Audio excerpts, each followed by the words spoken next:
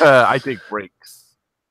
Yeah, I know. I'm just like, oh, that's enough internet for right now. Welcome everybody. This is Marvel Minute. I am Brandon, as always, joined by Trevitt. Trevitt, how we doing, man? Not bad. Just got back from T-ball. How you doing? Oh yeah, I just woke up. Actually, I had kind of a, I don't know, long night. My mom took the kid this weekend to Pennsylvania visit some cousins, so she was off playing.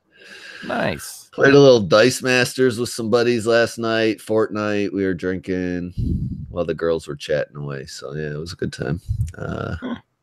I really need some work on Fortnite. I go on streaks. Like I'll be really good for 2 games, and then I guess I just get shoved into games with like all really good people, and I can't even get a shot off before I'm murdered. So With the All-Star. Yeah, that's why I have like a crew of All-Stars that just make me look good that I play with. yeah, I actually do better on my own than when I play with people because I'm like so worried about other people and following them, and I don't pay attention to what's going on around me. So, yeah. Anyway, we're not talking Fortnite. This is not the Fortnite podcast. This is the Marvel Minute, and the vote was put up to you guys this week. And xMEN Wedding Special won by a large margin over Claw or Hunt for Wolverine, Claws of a Killer #1, and you read the other one a second ago, right before we hit record. What was it? Infinity Countdown, Daredevil. Oh, yeah. Infinity Countdown, Daredevil. So this was tough choice this week, but outstandingly, overwhelmingly, you guys picked xMEN Wedding Special 1, and here we are to talk about it. We got a big team on the book. 3 different mini stories inside here, kind of set up a little like an annual. We got Chris Claremont on first story with Todd Nuck and Rochelle Rosenberg. Then Mark Guggenheim chips in with Greg Land, Jay Liston, and Jason Keith. And then Kelly Thompson is the last go around here with Marika Seresta and Federico Beli. Right? Yes. Okay. That explains a lot. The Greg Land part, because I thought his art looked a little off for him, and he normally works with Frank D'Armata, so that makes sense that Jason Keith instead. Yeah. Well, yeah, we're gonna get into the blurb here. This was a $4.99 joint, and tell you what this was all about. This is what happens when you don't pay attention to solicits and advertising material. You get what we call here at Weird Science DC Comics being man-shipped. So that's exactly what happened this week in the Marvel Minute Poll. The xMEN Wedding Special is designed to seemingly draw your attention with Kitty and Colossus on the title, along with the big words of wedding on the front, when in reality, it's just a annual in disguise. So what do we really end up getting inside here? We're about to get into it and find out. And yeah, story 1 was, like you said before we jumped on here, probably the best one of the bunch. This was the one done by Claremont. And if you don't have, much of a background with Kitty Pryde, or you haven't read any of her older stories, kind of goes through a pretty decent step-by-step run through for the most part of the beginnings of her origin and her joining the xMEN and all leading up to where she's currently at, in her relationship with Peter. Did you understand this part when they go to the bar? Are they working at this bar, like bullshitting and working here, or are they like back there drinking and serving drinks to people? I didn't.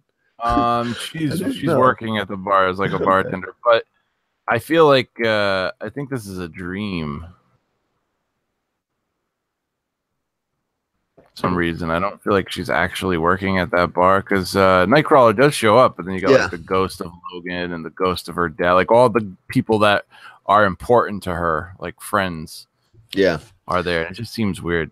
Yeah, it's kind of a, I don't know how to explain it. Like a weird ending to the story, because then she starts, like Trevitt said, chatting kind of with these different spirits and stuff, and basically the different men that were important to her in her life, and they kind of help her ease her doubts about, wedding. And then by the end of the story, she kind of accepts it and is ready to move on with her big day, and kind of has like a ironic line at the end of the story with, I do, or whatever.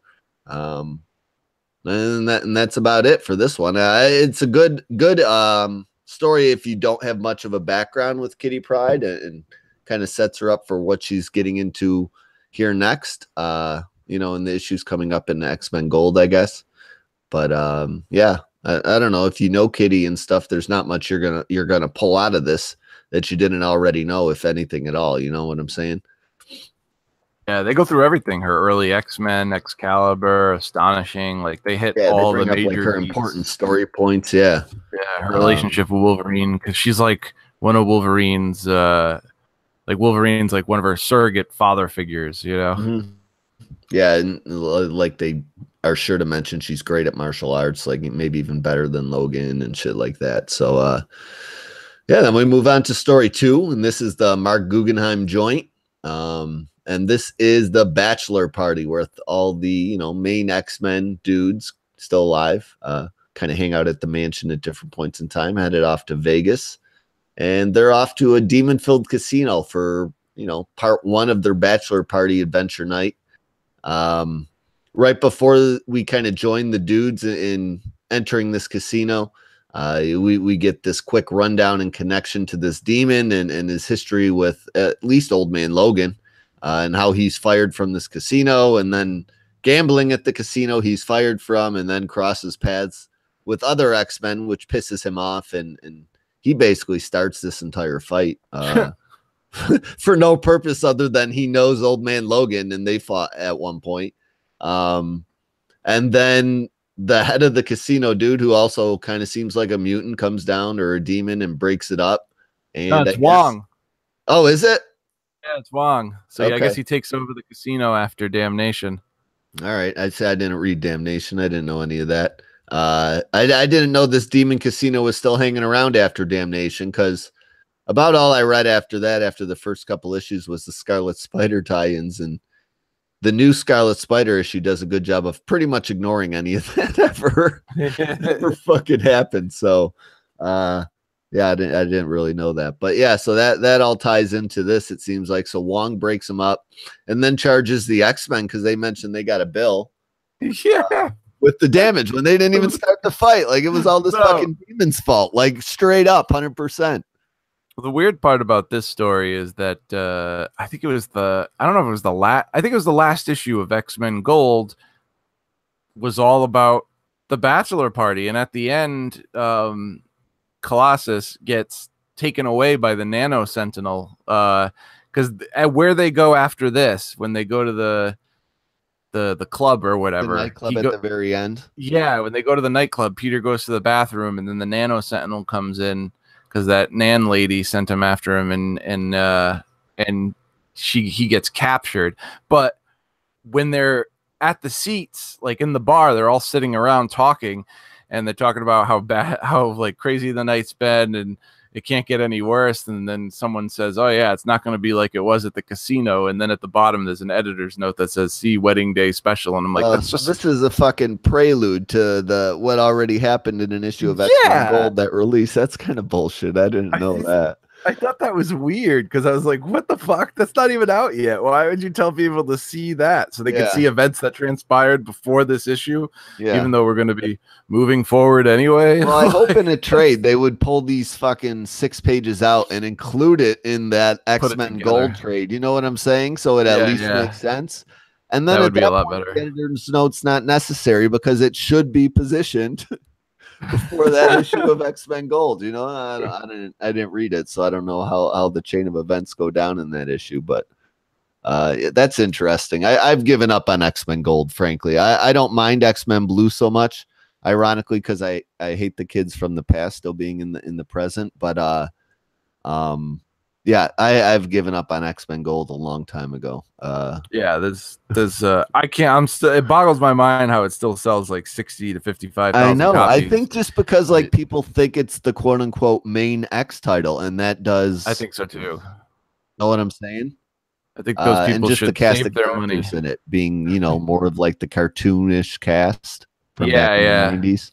I think people should save their money and get X-Men Red instead. I think that should be considered the main X-Men book. Yeah, but they really need to retitle all those, like and just Uncanny and Astonishing it again or something. You know what I'm saying? Like, just go with 2 titles. I'd like to see that go back to that. I mean, with the 05 Judging by the news article about like what the story is going to be about, I cannot see them being around after Extermination. So maybe after that they'll do the uncanny nonsense. Yeah, they'll redo all the titles. Yeah. Oh, can see that because the X-Men kind of operate on their own relaunch schedule for some odd reason from the rest of the Marvel universe. But anyway, off track here, and we're moving on to story 3 because that pretty much ends as Trevitt said they are off to the nightclub, and then read the latest issue of X-Men Gold if you want to find out more, I guess.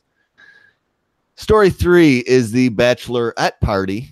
Yeah, I don't know. There's not much to say about this one either. The girls all head off, and they're going to a karaoke strip club. Interesting combination. I never knew existed. I wonder if these exist in the real world, but that's where they're off to. And yeah, they enter. Kitty's like hesitant. She doesn't want to go at first, but the girls all get her in there, and she takes a bathroom break eventually and wakes up kidnapped and in the sewer by Callisto. Is that how you say the name? Callisto? Callisto, yeah. So Callisto's basically going back and forth with Kitty after they throw fists with each other for a little bit. And she's like, listen, if you break Peter's heart, I'm going to come basically cut you. And Kitty's like, that's fine. That's a deal. And then goes back to the party and is like now having fun. And I think Callisto sends a bottle of champagne for them all to pop at the end, right? Yeah, I think that was her. The initials were kind of hard for me to understand what they were writing there. But that's what I got from the wraparound. And then they have a good time. That's about it. You know, did you got anything to add for that story? No. I mean, we did a nice little reference for the Rogue and Gambit series. They did a shout out for that. But that's about it. I mean, nothing much there. Yeah. So buy, borrow, or forget portion of things is kind of where we're at. I don't know. I was more excited when I thought this was a wedding issue. I don't know if I would have loved, just reading through superhero wedding. I'm very interested to see how these things go down because I guess I haven't really read one because when Superman and Lois kind of came back, they were just married. You know what I'm saying? So they didn't really deal with that. So I'm kind of interested to see how they address it, if it'll be kind of like a sitcom wedding and like there's some crazy event that happens all the way on the run up to the actual vows, which will just be a couple pages.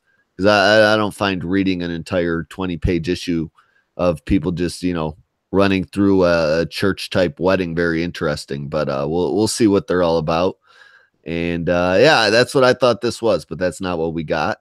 We got the bachelor parties and some lead up to the actual wedding. So your mileage may vary depending on what you think you're getting out of this. I didn't get a whole lot. The one credit I can give it, I guess, is that it does a tight job of tying into other X-Men books currently out and just ongoing continuity that way. But that's really kind of the only shout out besides the art looking decent I can give it. The stories aren't really too solid, and there's not much there to wrap your mind around or enjoy. So I'm going to give it a forget. You can save your $5. There's nothing really here you absolutely need to read to enjoy the upcoming wedding or follow the current X-Men line. You know what I'm saying? Like peek at it for free on the internet if you absolutely need to is my suggestion. But this is a forget for me. Yeah, I don't. What do you think? I'm right now. I'm thinking I'm super concerned about the 80% humidity in this room and how my comic books are starting to crinkle. Yeah. But I'm concerned about other things, is what you're saying. I mean, I think that's all I got on my mind. No, I wasn't really excited. I didn't expect much from this. I enjoyed the return of Claremont. I already knew most of the stuff that was in there, but I still enjoyed reading it. The casino stuff was a complete wash and waste of time. Yeah. The Kelly Thompson thing was okay, I guess. Nothing to write home to mom about. The art was decent. Jean Grey got to pick the first song because she's been dead for so long. Good for her. One thing I just realized that the last time I read a wedding issue, I think it was like I was 11 years old, and it was an X-Men wedding. It was Cyclops and Jean Grey getting married. Yeah. And funny side note, that was an issue number 30, and Kitty and Colossus are getting married in X-Men Gold number 30. So I think that's kind of funny. I don't know if that's a funny coincidence or if they planned it that way, but yeah, this is this is like you said to me earlier. There's really not much to say about this. I know. I said really this is going to be probably our quickest Marvel minute ever. It might be. It's it's not awful or anything. It's just a waste of time, and it's not worth $5. Like I could really. This should have been like DC Nation Zero quarter issue special or something. You know what I'm saying? Yeah. It should have been. It should have been cheap because it's a waste of time, and they kind of duped people into buying it. And like you said, it's like an annual. Like they tricked you into buying. If like these companies want to do something cool for Free Comic Book Day, this would have been a perfect Free Comic Book Day thing to just give to people. Think so. You know I think so. Yeah, I think so. I can justify this being free. Like read this, and you're like, oh, all right, this is okay for free. I don't mind it. They got some okay parts to it, but for $5, no fucking way. Yeah. Forget it. That's the consensus. So yeah, we're gonna wrap this bad boy up. Sorry it wasn't really much longer, but that's what you guys picked, and there wasn't much meat on the bones here. You assholes. So kidding. I love you. But we'll have a new poll up on Monday for you guys. Hopefully we'll have kind of a better lineup of books. There were some good books last week, but not really the ones that made the poll. So we'll do a better job of trying to do that for you. Maybe not lean so heavily on some number ones this week, and we'll be back. You can find that poll at Beamer3660. Trev always retweets it, and he's at Trev. And that's where you guys can find us. So look there, get your vote in, let us know what you want to hear, and we'll be back to talk about it next week in 7 days. So until then, peace out. Talk to you later, guys. Peace.